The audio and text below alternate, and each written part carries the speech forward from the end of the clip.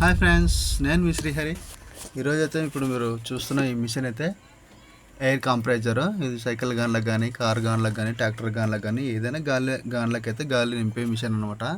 దీంట్లో వచ్చే ప్రాబ్లం వచ్చేసి ఎయిర్ ఫీల్ అవుతుంది కానీ ట్యాంకులోకి ఎయిర్ అయితే ఎక్కుతుంది కానీ ట్యాంకులో ఎయిర్ అనేది ఎక్కువ టైం నిలబడటం లేదనమాట.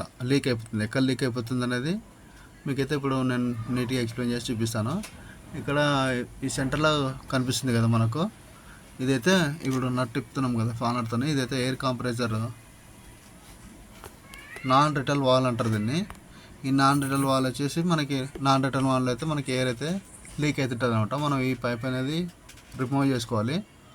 నట్ తిప్పుకొని 13 నెంబర్ నట్ తిప్పుకొని రిమూవ్ చేసుకున్న తర్వాత మనం అయితే ఈ నాన్ రిటర్న్ వాల్లో మనకు కొద్దిగా వాటర్ అయితే వేసుకోవాలంట. బాటిల్ తీసుకొని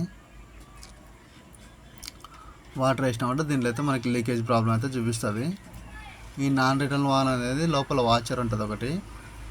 ఇప్పుడు కొద్దిగా స్లోగా అయితే వెళ్తుంది అనమాట.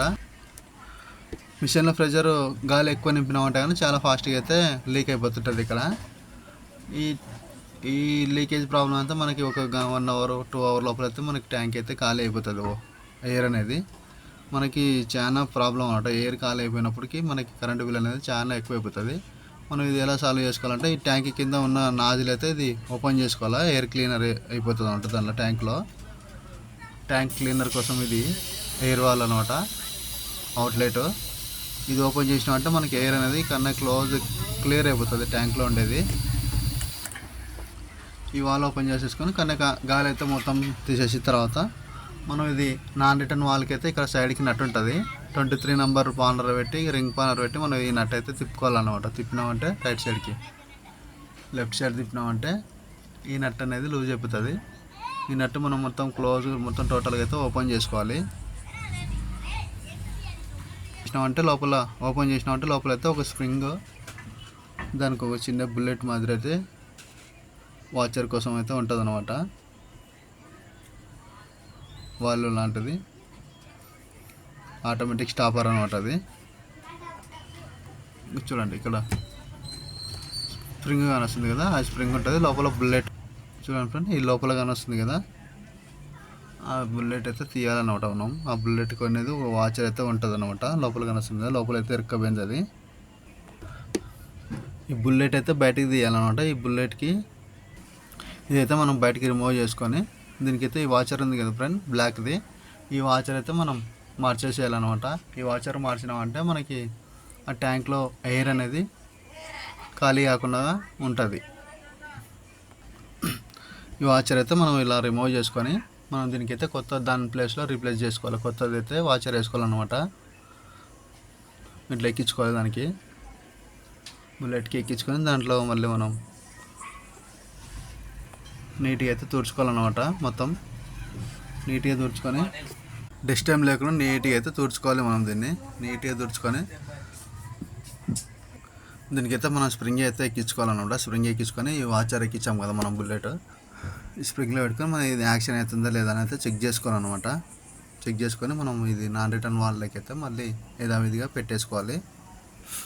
చూడండి, ఆ స్ప్రింగ్కి ఎగ్జాక్ట్గా స్ప్రింగ్కి అయితే అలానే పెట్టి మనం కరెక్ట్గా నాన్ రిటర్న్ వాల్ అయితే కరెక్ట్గా పెట్టుకొని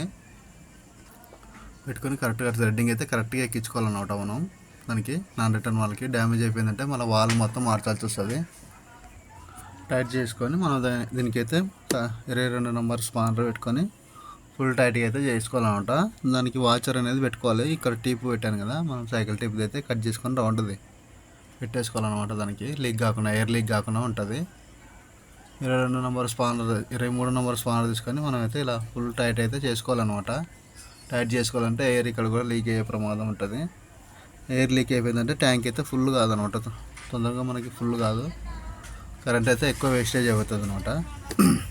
టైట్ చేసిన తర్వాత మనం ట్యాంక్ కింద cleaner tank cleaner valve open చేసాం కదా, ఆ ట్యాంక్ క్లీనర్ వాల్ అయితే మళ్ళీ యథావిధిగా ఫిట్టింగ్ చేసుకోవాలి. ఈ వాల్వ్ ఫిట్ చేసేసిన తర్వాత ఫుల్ టైట్ అయితే వేసుకోవాలి. ఇక్కడ కూడా ఎయిర్ అనేది లీక్ కాకుండా ఫుల్ టైట్ అయితే మనం కంటెంప్లర్ అనేది తిప్పాలన్నమాట. ఎయిర్ లీక్ కాకూడదు ఎక్కడను. ఎయిర్ లీక్ అయిందంటే మనకు ట్యాంక్లో అయితే నిల్వ ఉండదు అనమాట. తర్వాత మనం ఈ ఎయిర్ పైప్ అయితే ఫిట్టింగ్ చేసుకోవాలి. దీనికి నాన్ రిటర్న్ వాల్కి మన హెడ్కి కనెక్ట్ అయ్యే ఎయిర్ పైప్ అయితే ఫిట్టింగ్ చేసుకోవాలన్నమాట మనం వాచర్లు పెట్టుకొని. ఇలా 13 నెంబర్ బోర్డులు పెట్టుకొని ఫిట్టింగ్ చేసేసుకోవాలి. ఫిట్ చేసుకొని మనం అయితే ఇది మోటార్ ఒకసారి ఆన్ చేసి చెక్ చేసుకోవాలి. మనం గాలి ఫుల్ ఎక్కుతుంది, ఎక్కించి మనం ఒకసారి మళ్ళీ చెక్ చేసుకోవాలన్నమాట. ఎయిర్ ఏమైనా లీక్ అవుతుందా లేదా అనేది మనం ఇందాక వేసిన కల చెక్ చేసుకోవాలి. Okay friend, thank you. Please share and subscribe అయితే చేసుకోండి ఫ్రెండ్.